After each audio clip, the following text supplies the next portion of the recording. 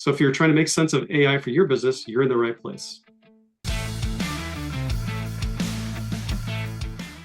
Welcome back, everyone, for the latest episode of Unlocking AI Value.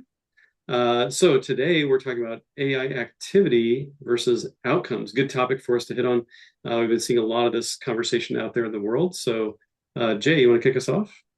Yeah, sure. I think there's been a lot of writings on this, a lot of research, and you need to measure both. I think you got to measure activity. And generally activity is number of AI users, number of people using Copilot, number of people creating tokens.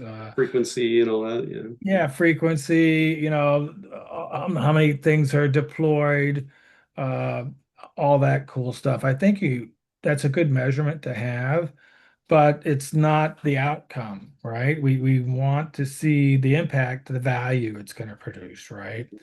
So that's important that we understand the difference. And we're going to measure both, and both those metrics are going to provide something to us, some insight, hopefully, to make a decision. Well, my output metric, I didn't get as many people, using Gen AI as I thought I would. Well, what am I going to do about it? And sometimes those are a little easier in my experience to solve, right? Value is a little different, right? So, okay, cool. I've got, 100 people using, a Gen AI tool in my company, right? And I've got more productivity out of some people. Maybe that's a value instead of them taking, 3 days to do something. Now they can do it in 2 hours. My immediate question is, cool, they saved, 9 hours. Well, what are they doing with those 9 hours? What value are they creating for me? Yeah. Right? So those are the kind of questions I think we need to ask and then determine the metric, right? And this is difficult because when I was working at another company where we were rolling out all this stuff, we had the typical, metric that we wanted to measure. How many people are using Copilot? How many people are using Gen AI? How many tokens are being created by the different individuals and people, right? But when I asked the question, okay, that's good, but what's that doing to our revenue? Are you Mhm. reducing our operational costs? These are financial value Yeah. metrics, right, that we care about. Yeah. But our customers too. What's the customer value that we're doing? Am I reducing my license costs? That's everyone's big deal, right? My software licenses are going out the roof, right?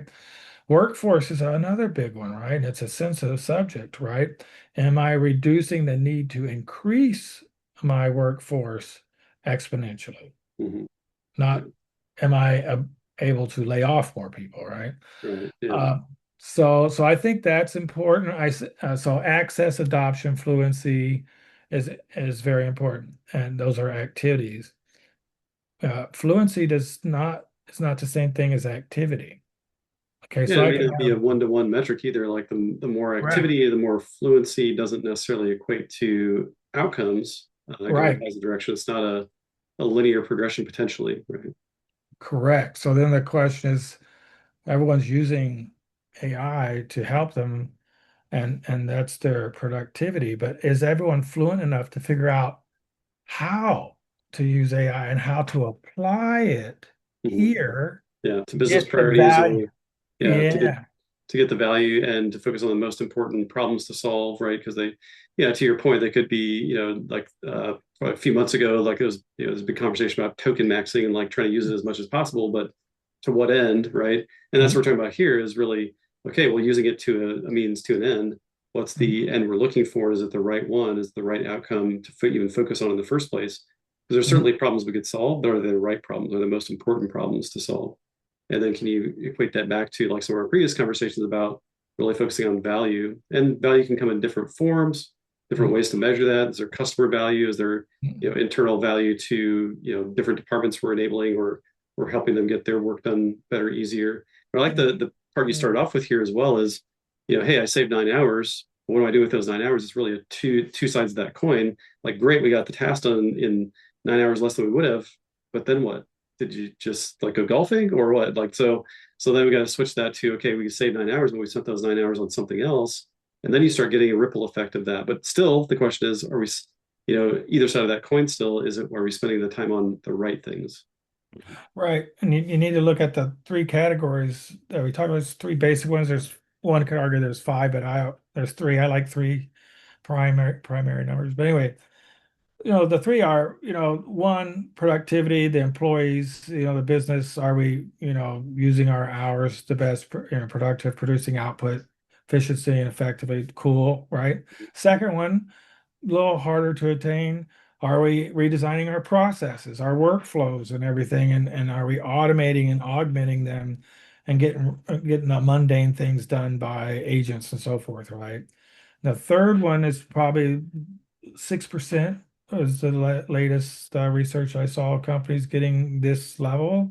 And this is where you identify new markets, new Mhm. products, new revenue streams, and so forth. And you're taking your data. Your data is a product now. It's Yeah, IP now, right? And how can you turn that into a revenue maker? yeah, yeah. That's a good point. So that's a one that I think is starting to emerge more and more as we've talked about as a potential outcome is, okay, I'm saving time, I'm making process more efficient, but to your point, are we going beyond that to redesigning the business? And as you redesign the business, then you start thinking differently about what your business is and what's important to your business, not just now, but in the future. And that starts to open up those opportunities to start thinking about different ways we can satisfy the customer or different needs the customer might have that are starting to emerge because of what we're doing.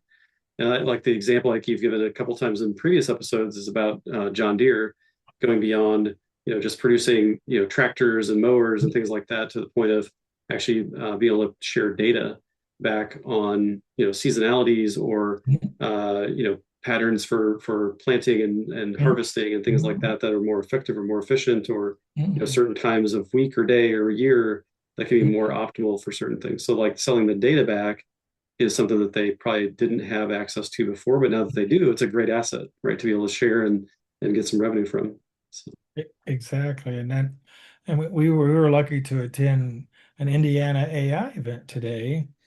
And there was a whole conversation on governments, right? City governments and state governments on how they can use AI to create a yeah, whole bunch of value, right? But organizing their data and everything is a big uh, constraint or problem yeah, they have to deal with, like many.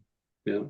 Yeah, especially when you think about local governments like cities, which is the one we were hearing from today, which is Westfield, Indiana, which is one of the fastest growing, like best place to live kind of places, and actually where Jay lives, which is exciting.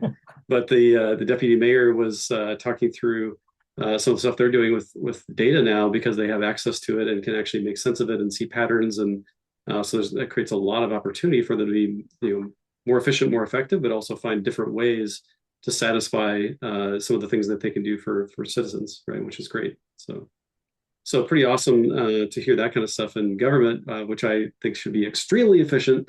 And it's opportunities for them to be really effective with that more than they have been before. So there's promise out there for those kind of things as well. You can be on companies. And also what we heard this morning too was from other organizations like nonprofits, right? How are Mhm. they like community organizations, nonprofits, higher ed, things like that that are starting to use these tools and data, not just to deliver their core service, but to start thinking differently about how their business operates and how they can serve their constituents, which is pretty awesome. So, Yeah. so when you think about outcomes, it's not just big business revenue kind of stuff. There's a lot of opportunity for other ways to think about outcomes. And to our point here, it's about going beyond just the activity, usage metrics, fluency, frequency of use, all those kind of things into are we actually doing something useful? Right. Are we helping society and humans? Yeah. We're helping the machines now, but Yeah. Helping the machines help themselves. Yeah. Going beyond that. So yeah, it's good. So it's good conversation here. So this was our episode on activity versus outcomes. Really important to focus on those outcomes. Activity is good. And as Jay pointed out, you can certainly measure some of those activity side of things. But that's not the only thing. So those could be, indicators, maybe leading metrics about where we're going with this and are people like really adopting and making use of tools, but it's really about the lagging metrics about the outcomes that eventually emerge from that usage, and are we doing the right things there? So, from a management leadership perspective, really focusing in on that. yeah. So with that, that's our episode for today. And next time, we'll be talking about defining AI ROI. So as we talk about, a little bit deeper into outcomes, what does that mean to really get a return on your investment. How can you measure that? What does that look like? So that's where we're going next. So Yeah. with that, we'll see you next time. Yeah. Welcome back, everyone. Hi, thanks for listening. Make sure you like and subscribe so you don't miss any upcoming episodes. And drop a comment with topics or questions you'd like us to cover. Thank you. See you later.